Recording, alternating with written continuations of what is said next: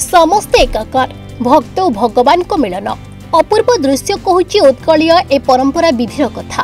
भक्तों गहन रे विमान रे दोल गोविंद शोभात्रा रे खंटुआ खोल पारंपरिक घोड़ा नाच घंट छता काहाली और भक्तों हरिबोल हुड़हुड़ी मध्य कंपिथिला परिवेश।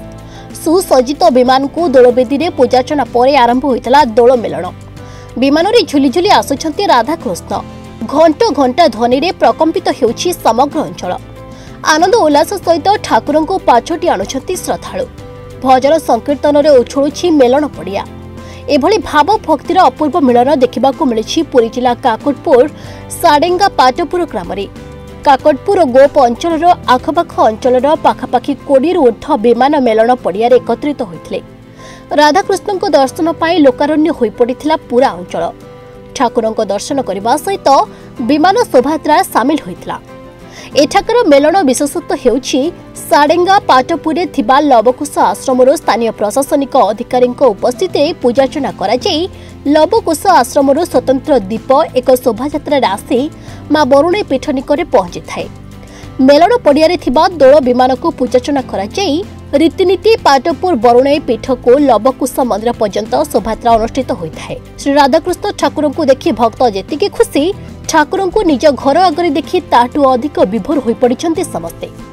दोल मेलन पर्व रे ए जो सुंदर आयोजन टी हेछि हम साडेंगा पाटपुर गाँव रो सबु ग्रामवासी को मो हृदय अभिनंदन जणाउछि। निश्चित रूपे जो साजसजा हेछि आ एठी आसिला परे जो अनुभूतिटा मिलुछि एटा मते मो पई संपूर्ण नियारा। कार्यक्रमटा माने अंतरात्मा रू समस्त को धन्यवाद जनाऊँ।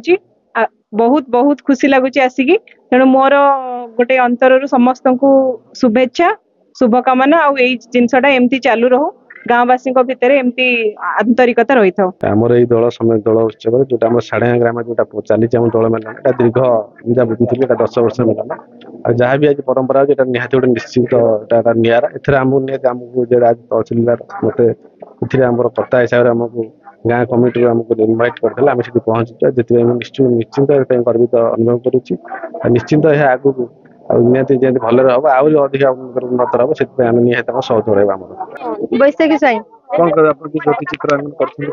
सेतबेल जुगरे आमर गाँ मानकरे माने चाल घर थिला से चाल घर आमे गुरुवार मणसरे झुटी पकाऊ आजिकल तो घर हो गलानी सब बंद हो गलानी सेति आमे झियो माने एकत्रित होई आम गाँव रे दिनक आगुरु झाड़ू मरामरी करी धुआ धुई करी रास्ता को पूरा परिष्कार करी आमे माने चिता पकाऊ झुटी पकाऊ झियो माने बहु माने भाउज समस्ते मिसिकी चिता पकाऊ आउ 1 किलोमीटर पकाऊ आम दोल मेलन हम दोल आसबे लवकुश मंदिर ठारू बरुणेई मंदिर पर्यंत दोल हुए मीना बजार पड़े एमती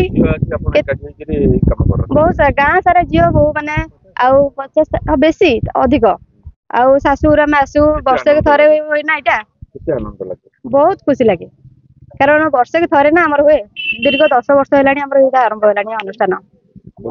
आज्ञा बहुत खुशी लगुच।